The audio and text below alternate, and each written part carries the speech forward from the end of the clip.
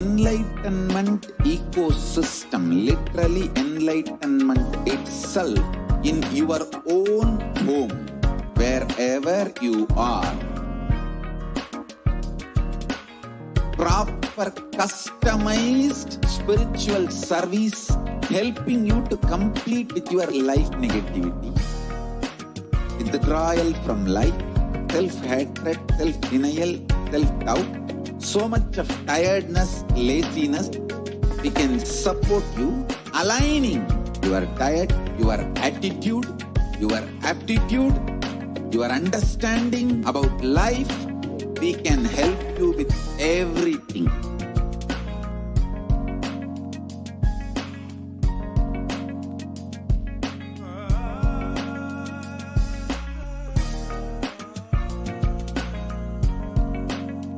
If you are interested in enlightenment, we will immediately bring this to you.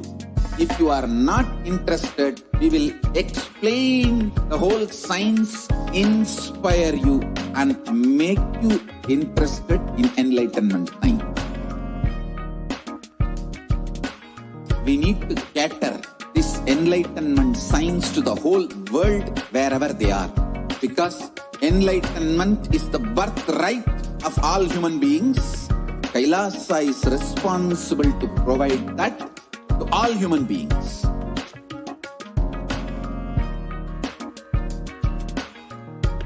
Kailasa is the totality of the knowledge I received from my gurus and practice manifested in my life, perfected by teaching millions of people from all cultures, time zones, backgrounds, genders, nationality, race, from every creed.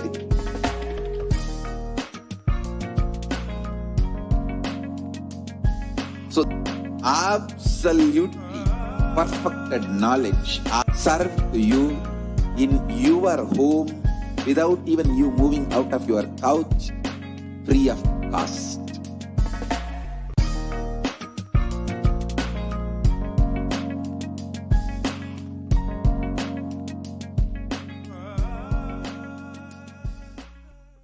Just be alive for next 3 years. Don't die within next 3 years.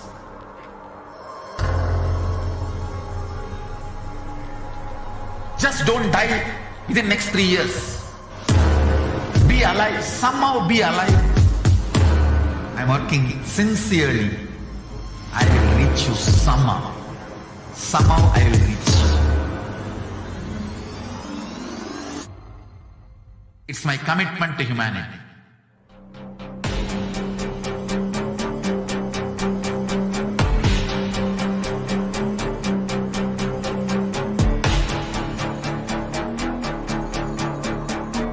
Just don't die within next 3 years. I will reach you wherever you are, whichever corner of the world you may be. I will reach you with enlightenment. You manifesting the space, state, powers, being Paramashivoham. It is possible, and it is possible for you.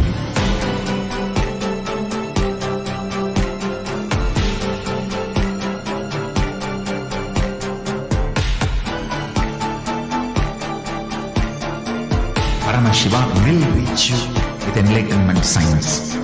I know he is going to do the job. Just be alive for next 3 years. Nothing else.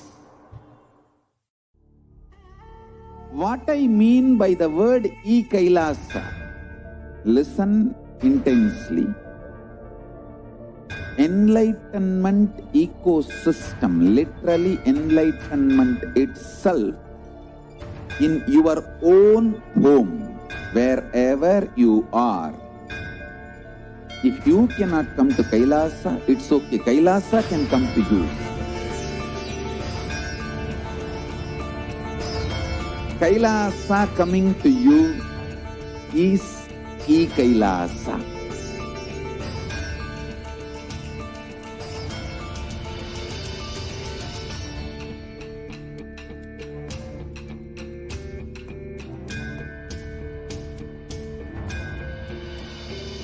I will revive Hinduism. I am a Hindu revivalist, not by any revolution, but by evolution.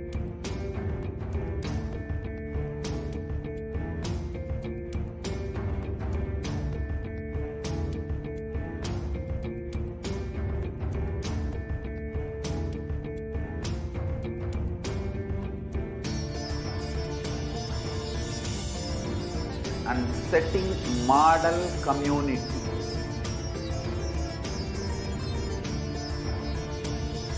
Kailasas, enlightenment ecosystems, Sarvanya Pitas all over the world.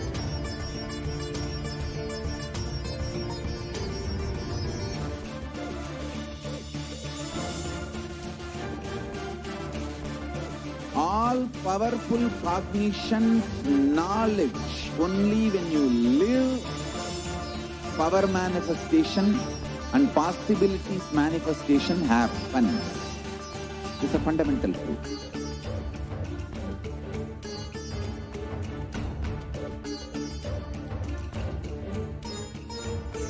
Hinduism cannot live exclusively as one sampradaya. No. All sampradayas of Hinduism is an ecosystem.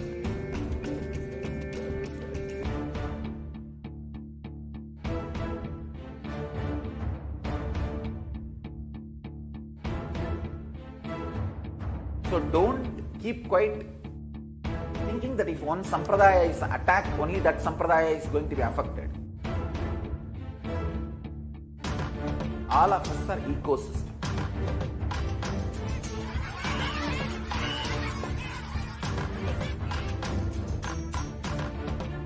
I invite all of you to get involved and enjoy Hinduism by the principle of Dharmo Rakshati Rakshitaha. When you protect Dharma, Dharma protects you. You will make the whole planet flourish spiritually. The spiritual prosperity will happen to the whole planet. We all have to coexist together.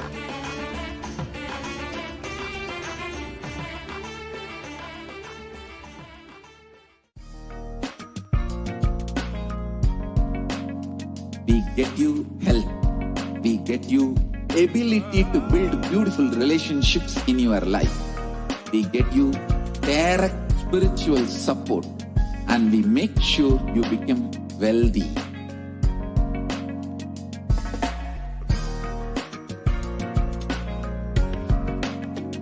We won't stop giving you just good life. We will literally not stop till you live enlightened life. Manifesting the state of Paramashiva, space of Paramashiva, powers of Paramashiva, being of Paramashiva.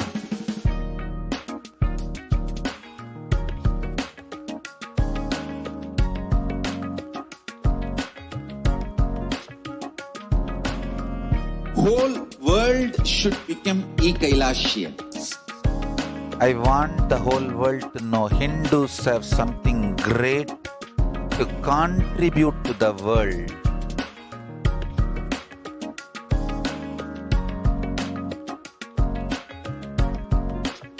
We have something great to contribute to the world. Let us do that.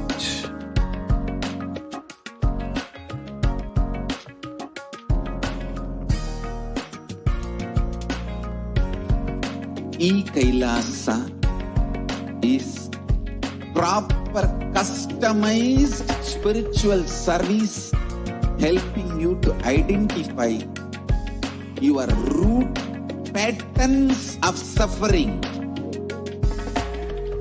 We have perfected the science of helping every individual from every cultural, religious, nationality background.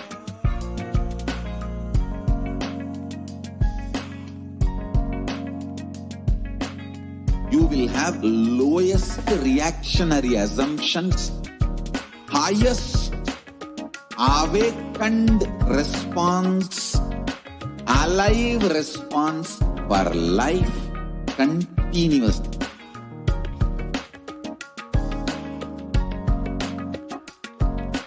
E-Kailasa is enlightenment ecosystem, literally enlightenment itself in your own home, wherever you are. Proper customized spiritual service helping you to complete with your life negativity, withdrawal from life, self-hatred, self-denial, self-doubt, so much of tiredness, laziness. We can support you, aligning your diet, your attitude, your aptitude, your understanding about life. We can help you with everything.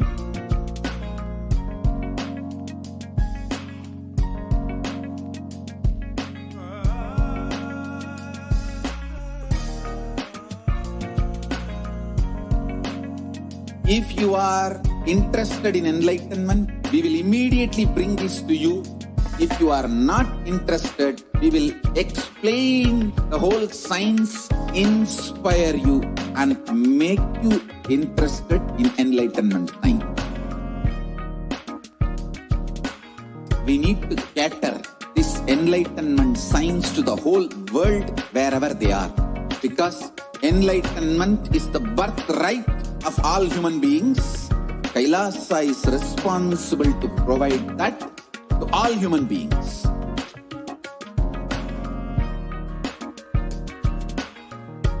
Kailasa is the totality of the knowledge I received from my gurus and practice manifested in my life, perfected by teaching millions of people from all cultures, time zones, backgrounds, gender.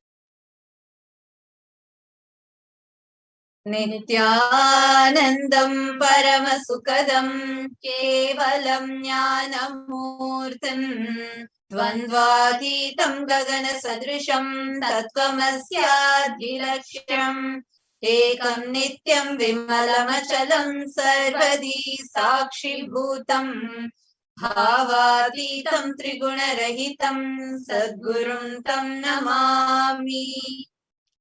Nithyanandam, welcome to each and everyone that are watching us right now. Manifestation of the Shaktis from the space of oneness with Swamiji himself. Now, we are joining all of you to share with you all about the World Humanitarian Day today, it being the World Humanitarian Day 2021. We are joining with all of you to share with you all about the World Humanitarian Day. This day, the UN has declared this day, theme for this year is about the human race for climate change. The climate crisis in today's world is something in a very, very unimaginable level. And all the leaders, world leaders, thinkers, opinion makers, decision makers are striving to how to combat with this climate crisis, but not knowing what exactly is the way out of this maze. And the whole humanity is in dire need of a solution for this whole climate change crisis. While there are so many leaders and so many opinion makers who are trying to tackle the cascading effects of the climate change, the disasters, poverty, animals dying, and people dying, homes getting destroyed, and so much of economic crisis that are happening around the globe, along with the pandemic, climate change has taken a huge toll on humanity globally. Now, there are so many solutions that people are trying to apply. There are so many paths, so many methods that people are trying to use to tackle the climate change. The Supreme Pontiff of Hinduism, Jagat Guru Mahasannidhanam, His Divine Holiness Bhagavan Sri Nithyananda Paramashivam, having taken the responsibility of the superconscious breakthrough to the humanity, out of his extreme compassion, the avatar, as the cosmic descent, Swamiji has revealed, Swamiji has worked for more than 30 years tirelessly to combat this climate change crisis using a very unique, very powerful, and a clear scientific solutionary methodology. In this segment, we are going to take you all through what is this climate change crisis exactly, and what exactly is the solution that the Supreme Pontiff of Hinduism has revealed to the world, has worked for more than 30 plus years to combat the climate change crisis. So, Kailasa, the climate emergency which is there right now faced by the world, Kailasa has taken the responsibility to heal and protect the entire world. And just reminded of what the Supreme Pontiff of Hinduism always says, that Kailasa has the spiritual responsibility for the welfare of the whole globe itself. That is why Swamiji has started various initiatives for 26 years now, starting from No Hungry Human to where the vision of Swamiji being not a single human being, or in that case, any being should go hungry. So where you can see that to this day, billions of free meals served and continuing across all the Kailasas around the globe. And today with us is also Manitya Swatantra Priyananda, Nithyanandamma, Nithyanandam, Brahmacharini of the Nithyananda order. She is also joining with us to share with us, to speak and share with us on this climate emergency and Kailasa's spiritual solution for that. yes, Nithyanandam. So this is a very important day, and as you were sharing, the world right now is looking at many different solutions for this crisis, and basically we need to really go at the root of the problem, not just looking at the external consequences that we see, but understanding why we have manifested this. Because as Hinduism declares, one of the fundamental principles is I am responsible for the reality that is experienced, and so we need to start looking at what is the root of the problem and addressing that, and taking the responsibility as a society coming together to change that. And so one of the fundamental also principles of cosmic principles, Hindu principles, is always operating from the cognition that the entire world is my family. And from that context, taking the responsibility and deciding to do what is necessary to create a better future for all beings, where all beings can peacefully coexist in a non-violent way. So together we can make this change happen. Yes, ma'am. Like you beautifully quoted from the Maha Upanishad, the 6th chapter, Vasudhaiva Kutumbakam, the entire world is my family. That is a fundamental principle, that is a fundamental cognition that every Hindu is operating with, because Hinduism declares that the whole world, all the sentient beings in the whole world is part of our family. Actually, before going into this subject, going into what Swamiji, how Swamiji envisions stand Kailasa takes as by taking the spiritual responsibility for the whole world. Before we dive into that, I would just like to share a few words about the climate crisis that we are facing today. I'm very sure that all of us, this is not some new subject for us, because day to day, all of us are being severely impacted by this. Heat waves that comes only once in 4 years is happening almost within every few weeks now. Floods are happening all across the globe. You all might have read the news that Germany had one of the worst ever floods in its history. So many floods happened, and earthquakes are hitting in so many places. Tsunami warnings are being given, volcanoes erupting, and what not. Just in the time span of last 2 years, we have already lost trillions of beings, trillions, including the animals, including the plants, including everyone, whether it is in the wildfires or whether it is in the floods, is in the earthquakes that are happening, what not, heat waves, how many beings, almost so many species are in the verge of extinction, not just endangered, but extinction itself. And another big issue is even as governments, even as people are trying to tackle one impact of one disaster that is happening or impact of one crisis, there is another. Just like how the whole pandemic began and took the whole attention of the humanity was focused on trying to tackle the pandemic. This climate change crisis took a huge toll on planet Earth. And this time, not just the economy, not just the GDP of the whole world, but even the consciousness of the whole world is beaten down to such a level that hundreds and hundreds of people are having so many mental health issues. People have given up hope. People are contemplating on suicides. People are insecure about what their future will be. Actually, while right now, if you see, we might be very aware that the pandemic, how the pandemic has taken a toll on the entire humanity from 2019 end. It started to now, just last 2 years, not even 2 full years, but like maybe 1.5 years time span, it's already has changed the very norm of the humanity itself. What we all know as the modus operandi of all the human beings is today very different. This is not what we knew as the world just a year and a half before.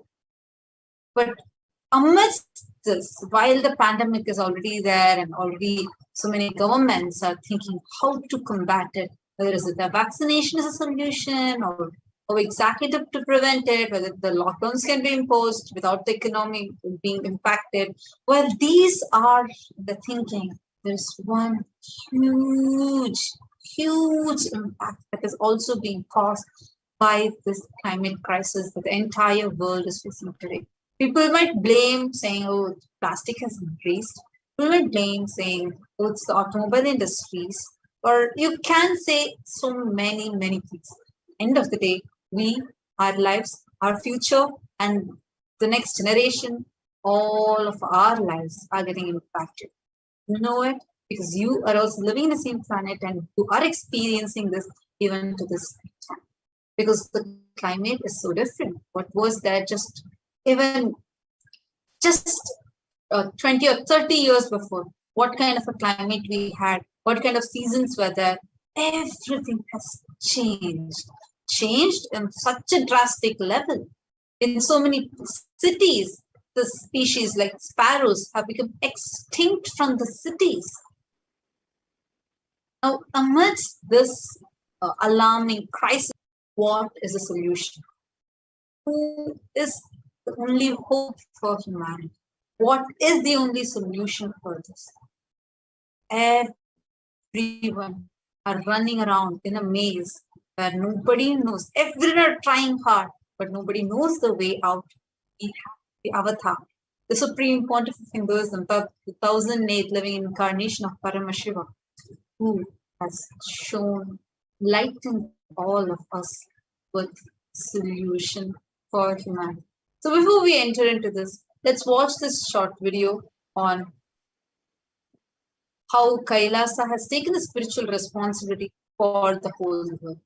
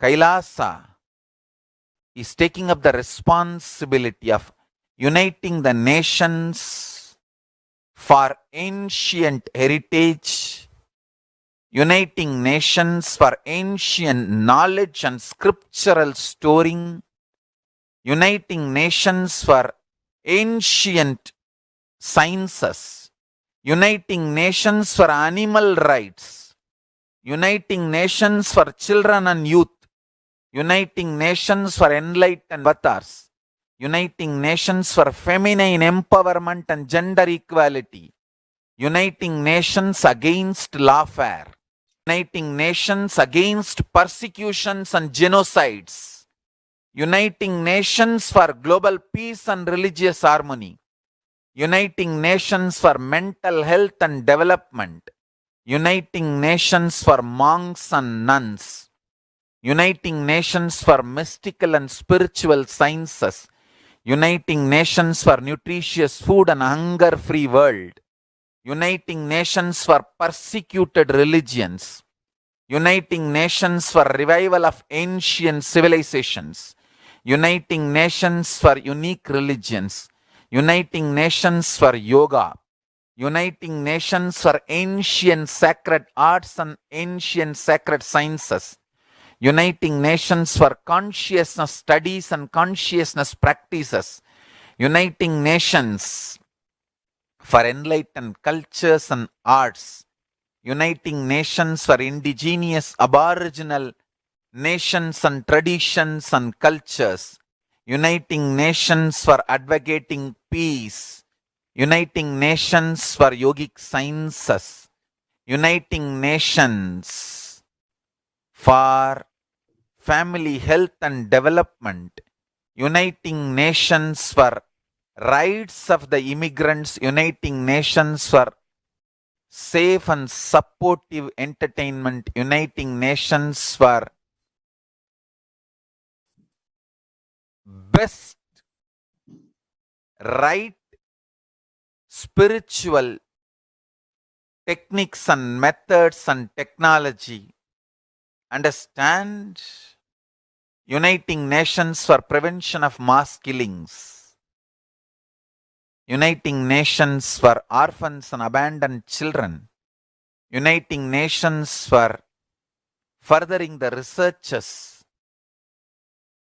to find cure for HIV/AIDS, uniting nations for against the atrocities and crimes. We are working in all this line, and devotees, disciples, volunteers are creating organizations in multiple nations to do all this good work.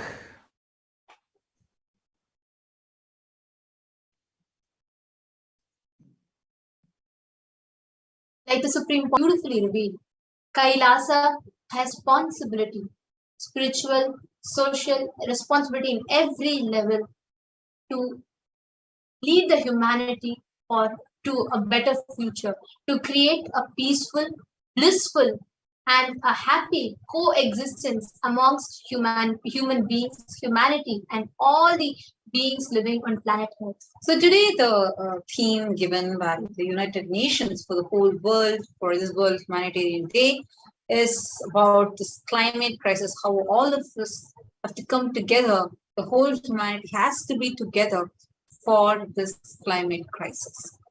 The climate emergency is wreaking havoc across the world at a scale that people on the front lines and the humanitarian community be able to manage.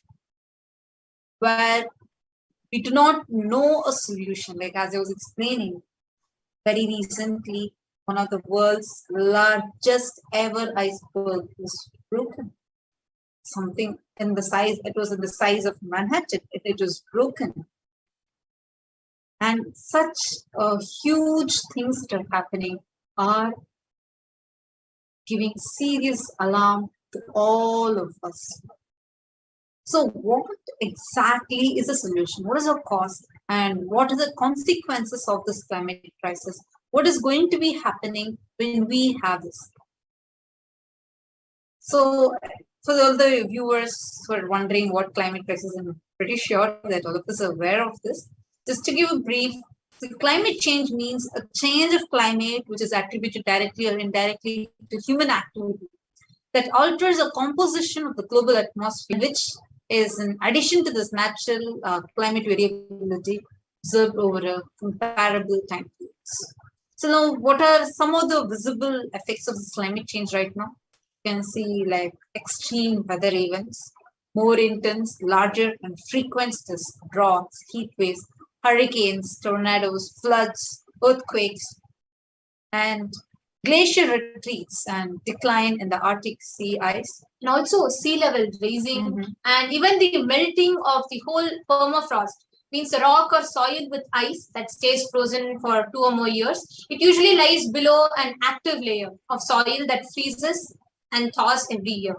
And also another important thing is ocean acidification and warming of oceans as it absorbed over 90% of the excess heat in the climate change, loss of biodiversity and ecosystems collapse, species of life and plants, extreme forest fires and wildfires, its frequency and impact. I'm sure almost every now and then we'll keep seeing in the news about wildfires in Australia, wildfires in California, here and there. So many things that are, so many wildfires that keep happening continuously.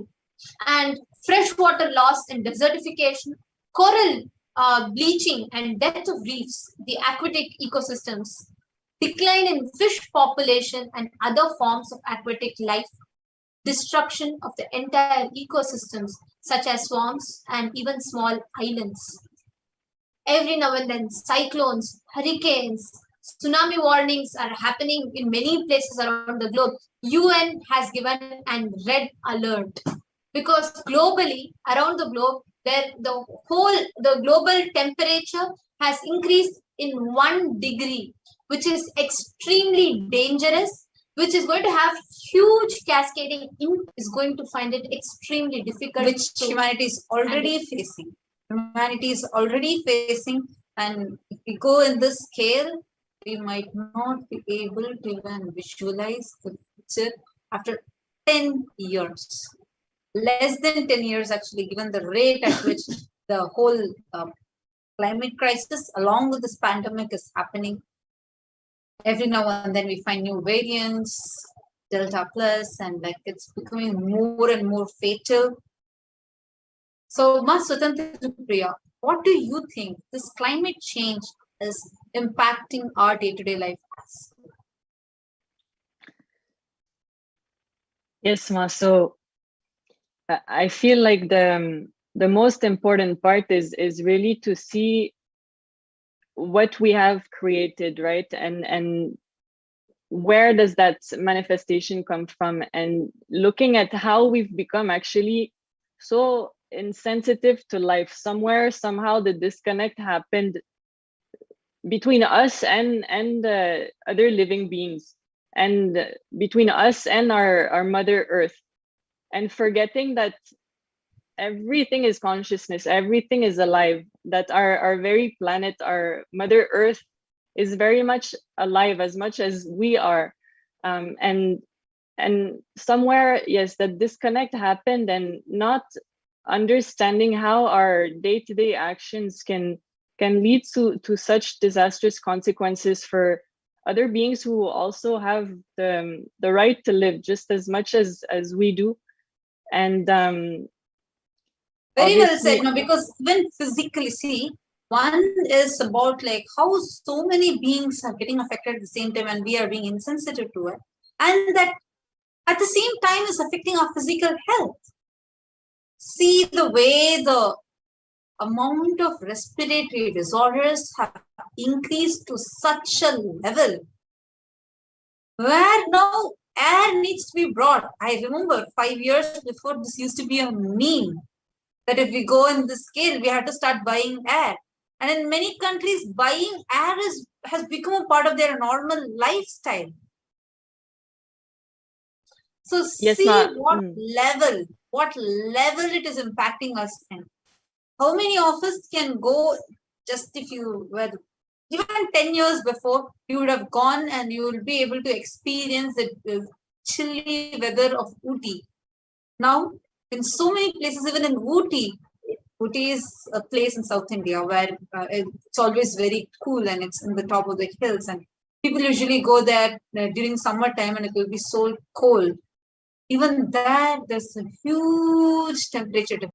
So many places, unexpected heat waves are happening.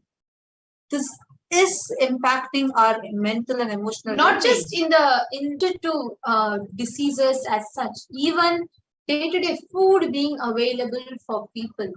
There are so many countries, so many millions of people eating leaves, eating cactuses, dry plants, insects, because they do not have access to healthy food, they do not have access to normal lifestyle, they do not have access to any basic necessities for their life.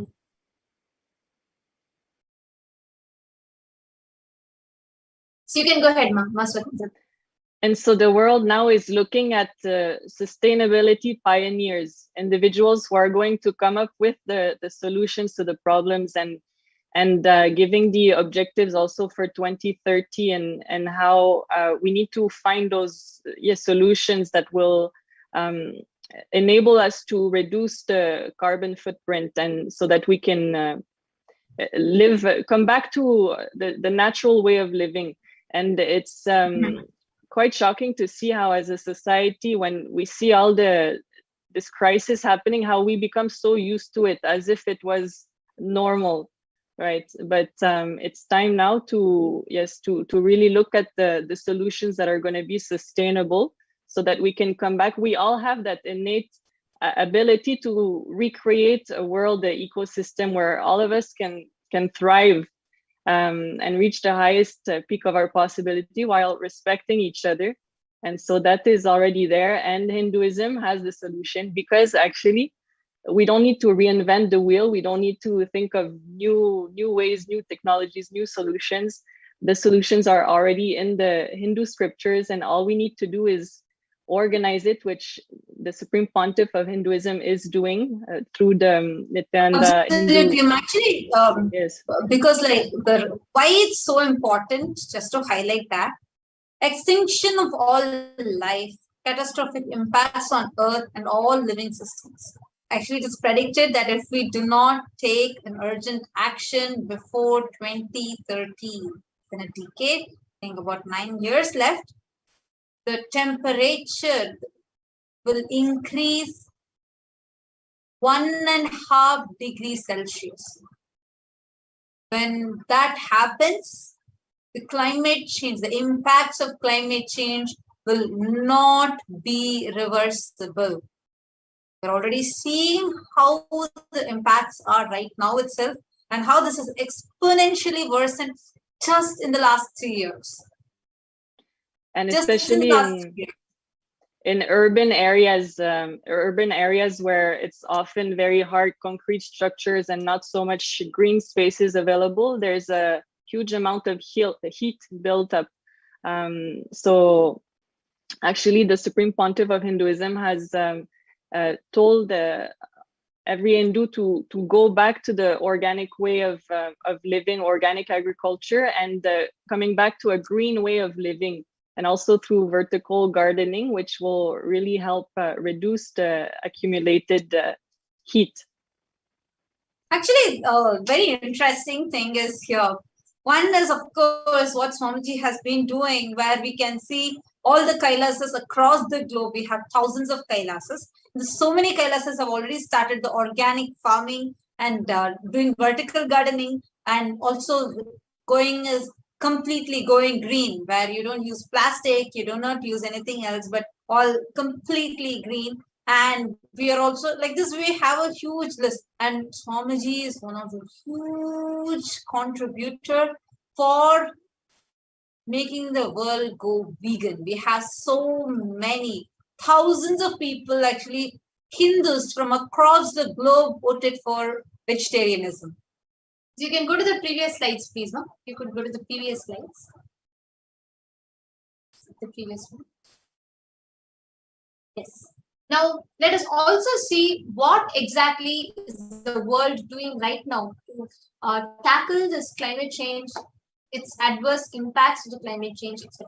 There are so many policies and frameworks which are laid out, like local, regional, international, that helps to reduce or mitigate the negative impacts of the climate crisis. And B, those that support the action plan for adapting to the climate change. Second is channeling the funds and resources towards climate change action, which included even funding for activities from grassroots to all the way up, be it the action plans that are being laid out for this. And education at home, schools, bringing awareness to all the generations about this climate change impact, because each of us need to know what is the world that we are going to live in tomorrow. And advocacy, and the next is equality. Women represent half of the world's population.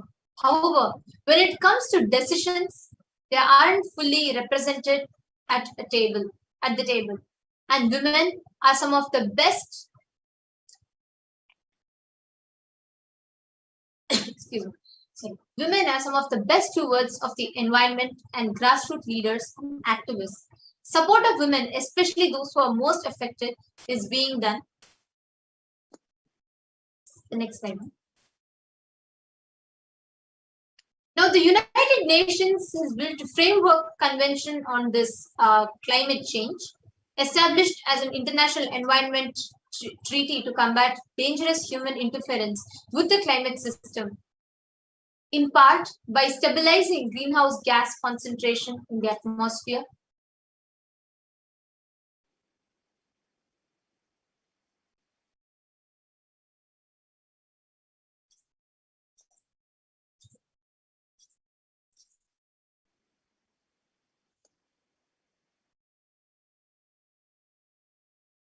Sorry for the technical glitch. Signed by 154 states, the United Nations Conference on Environment and Development, informally known as the Earth Summit, held in Rio de Janeiro from the 3rd to the 14th June 1992, established a secretariat headquartered in Bonn and entered into force on 21st of March 1994. The treaty called for ongoing scientific research and regular meetings, negotiations, and future policy agreements designed to allow ecosystems to adapt naturally to climate change, to ensure that food production is not threatened, and is to enable economic development to proceed in a sustainable manner. Now, the United Nations has been also working for this. So many countries from the last decade or so, so many countries, so many organizations, so many activists are working to bring awareness about this climate change. Now, let us see a Hindu outlook, Hindu solutions to the whole climate crisis. The Supreme Pontiff of Hinduism and Kailasa, the Supreme Pontiff of Hinduism as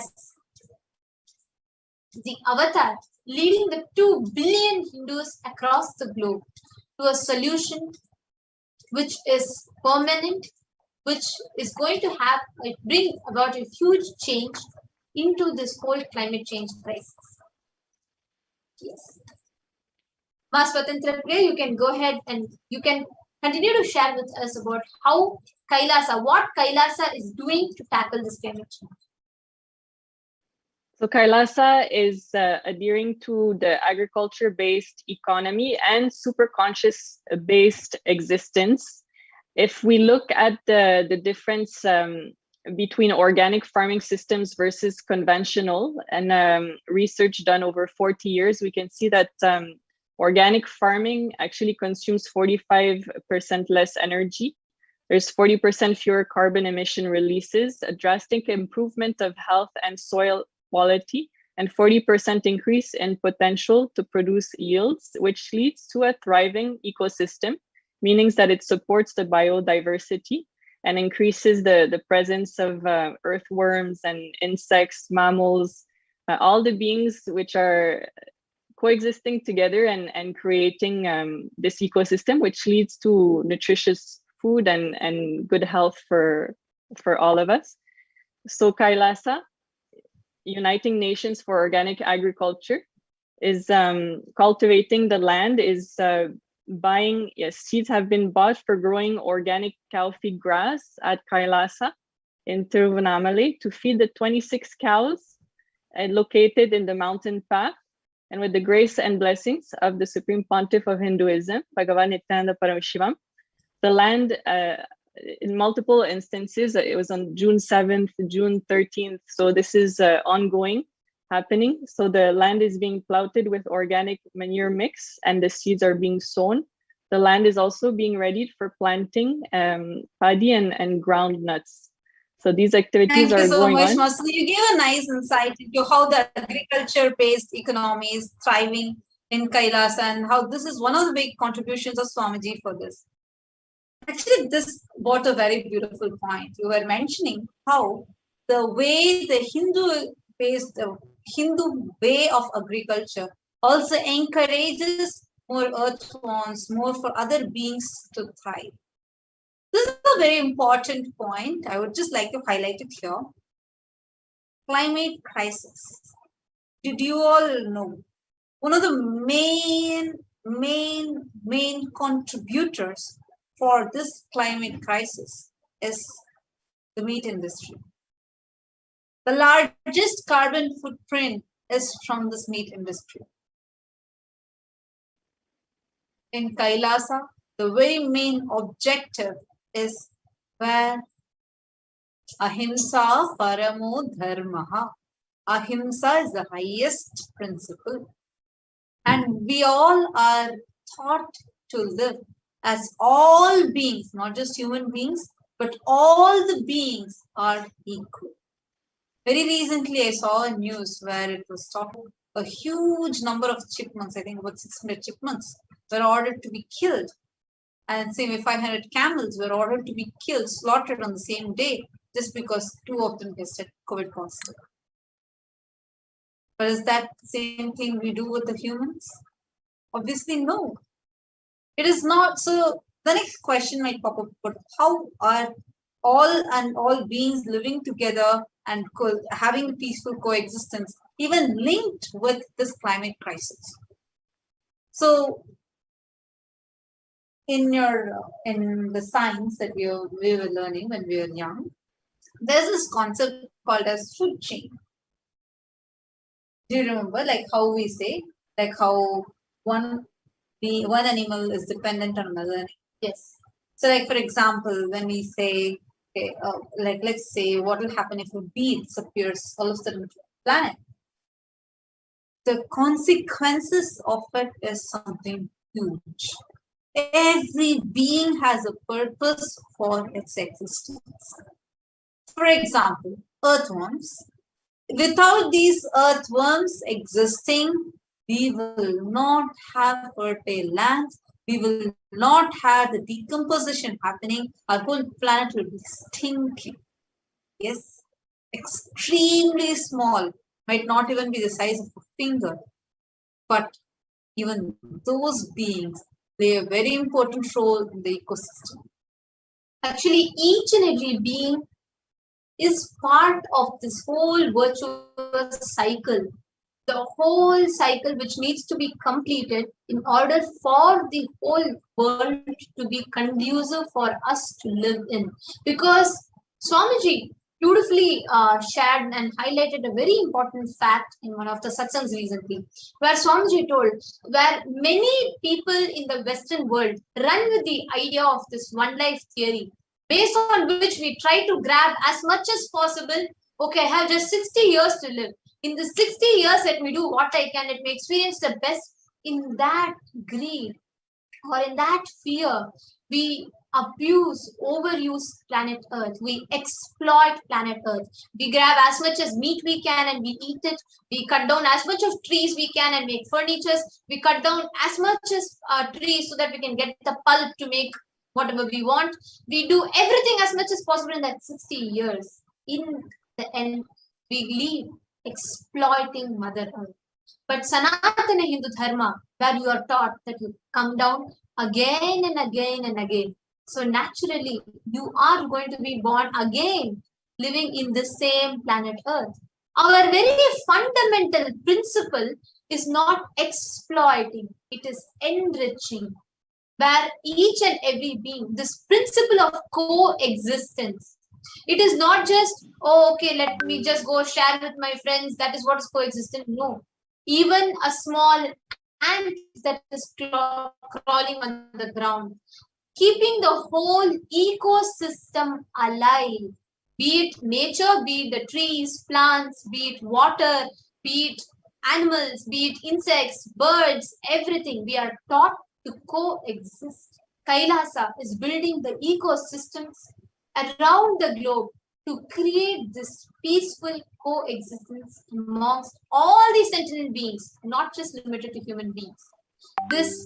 It is Kailasa's responsibility to revive the ancient Hindu sustainable way of living as it was once lived in ancient Hindu kingdoms. When Hinduism was lived in 56 deshas, we had one of the most best thriving economy.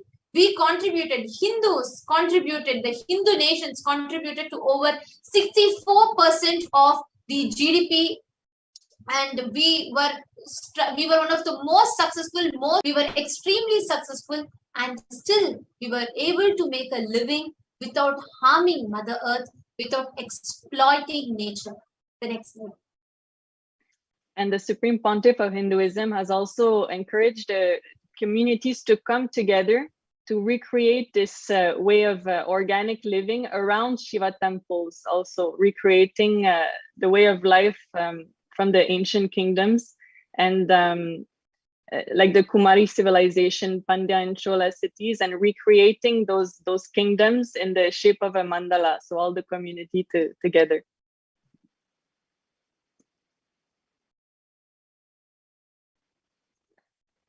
Yes, and as you were mentioning earlier, speaking about vegetarianism being actually the only solution for solving the climate crisis.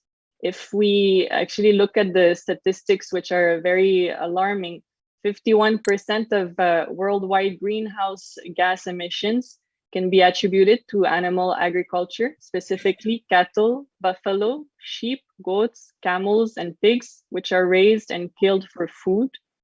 And meat eating is responsible, according to a study by the Oxford University, to 2.5 times as many emissions as vegans. Vegetarians will also refrain from consuming eggs, dairy products, and other animal-derived items. And people who eat more than 0.1 kg of meat per day generate 7.2 kg of carbon dioxide equivalent each day.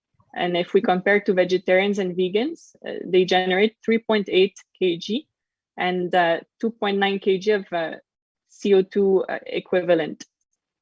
And so according to this study, the dietary emissions of meat eaters are 50 to 54% higher than they are for vegetarians, and 99 to 102% higher than for vegans. And so the very way that we eat has the power to save our planet, actually. And we have a short clip here that we're going to play.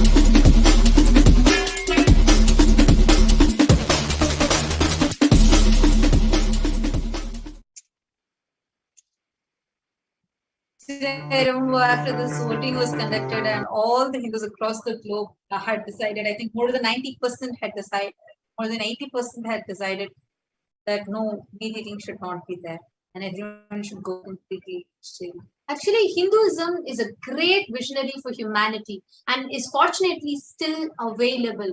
All that is needed is to bring legitimacy to it so that more and more people can be educated and start practicing the Hindu way of life, which is the most respectful of the other beings and Mother Earth. Becoming Hindu is a solution to global warming.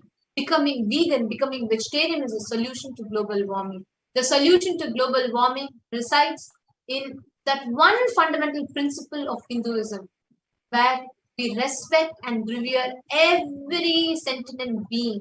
We respect and revere each and every being as consciousness, as divine. We do not harm, we do not kill. We function based on the principle of ahimsa paramo dharma. Actually, this not just stops. See, one important thing we need to understand here, it is not about as a moral or like as a moral value, like just a principle for you to live, but it actually impacts the world. It's not for, oh, you have to be non-violent, so you should not kill. No. Scientifically, you killing another being is going to impact your climate and affect the very planet that you are living in. We are seeing it today. Understand the inner violence does affect the outer space. How you are inside does affect the outer space.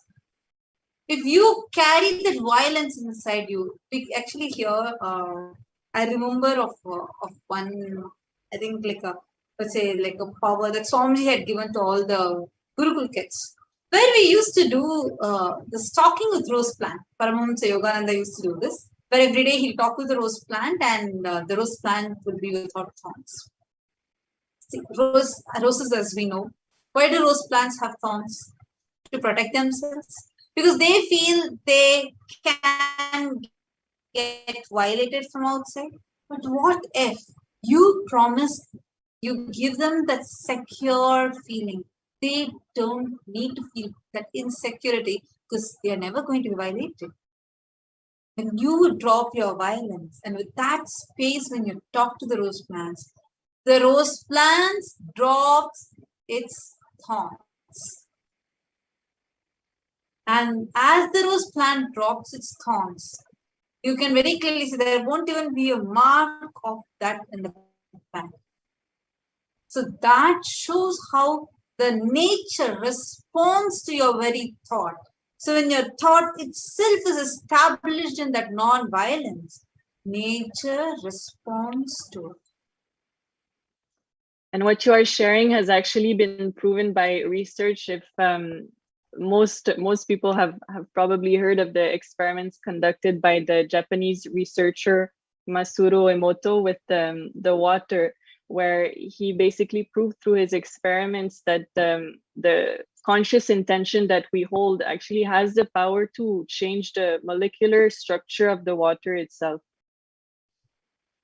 which is similar when you're sharing about the rose plants and having that context, that cognition that I will not harm you, and rose plant feeling like I can never be violated, and therefore dropping the thorns and peacefully coexisting. So our very consciousness has the power to change the molecular structure and have visible impacts on the material plane.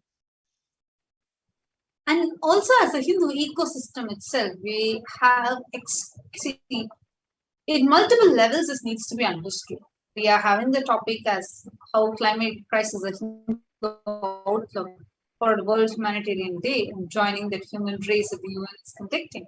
What we need to understand, what we need to realize is that the only solution for the climate crisis is Hindu lifestyle and revival of Hindu enlightenment ecosystem. So I'll give you one example. 2004 tsunami, all of us are aware of it. There's many South Asians would be knowing it. It was one of the worst ever tsunamis, at least in the recent times. After the Japan tsunami in 2011, next worst one was 4. Literally, it had affected southern India, except one place.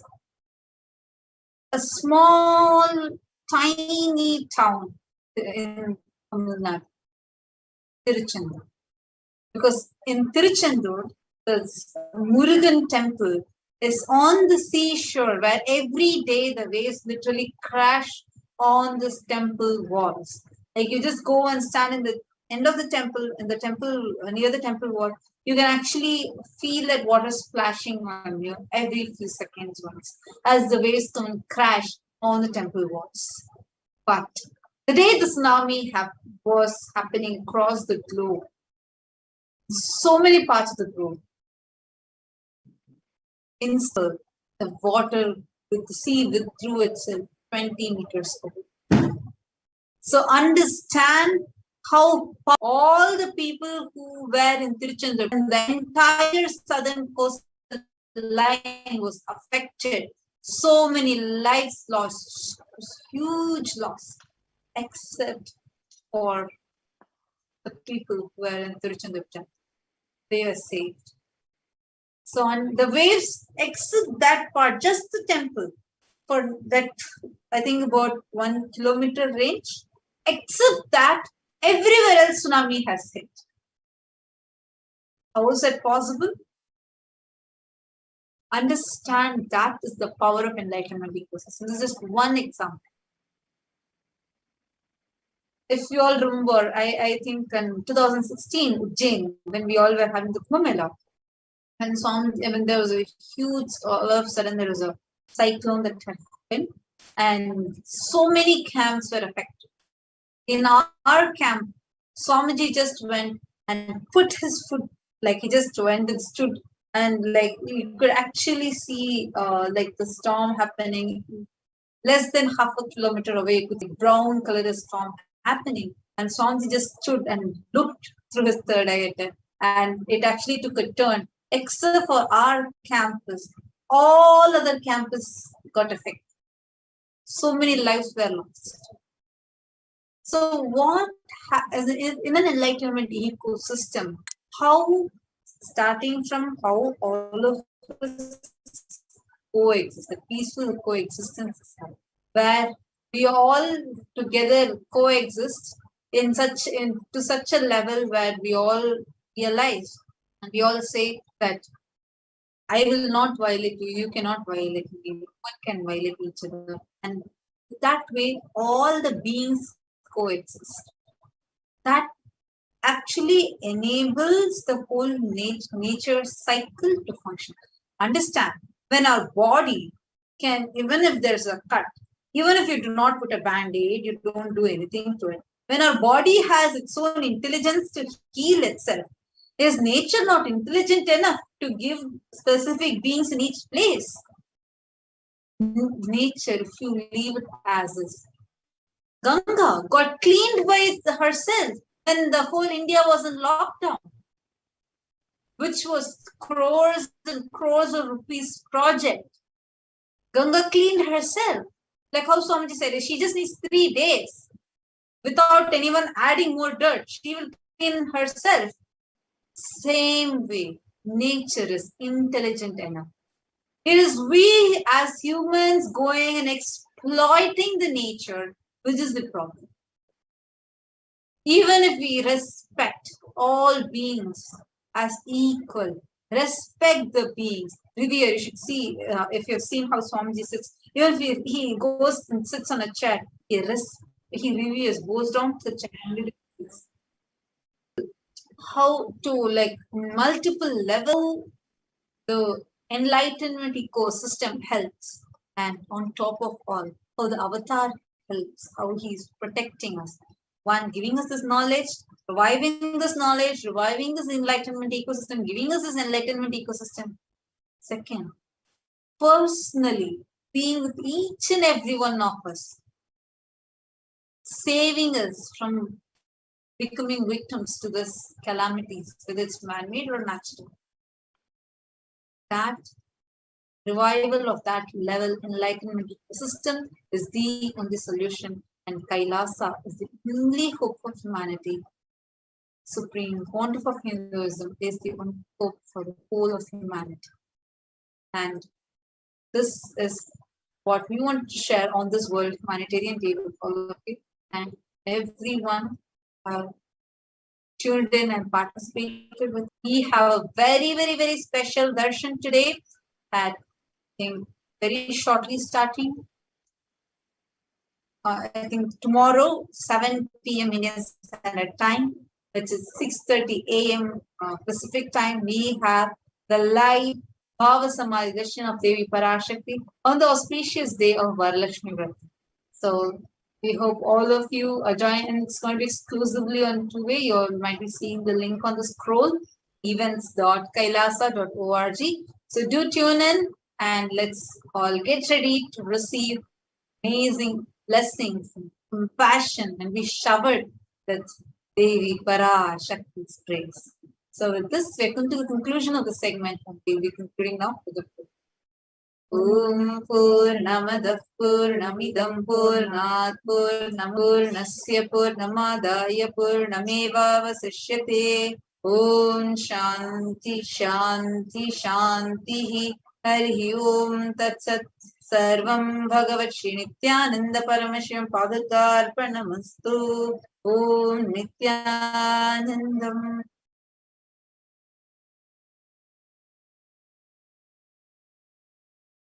Thank you all.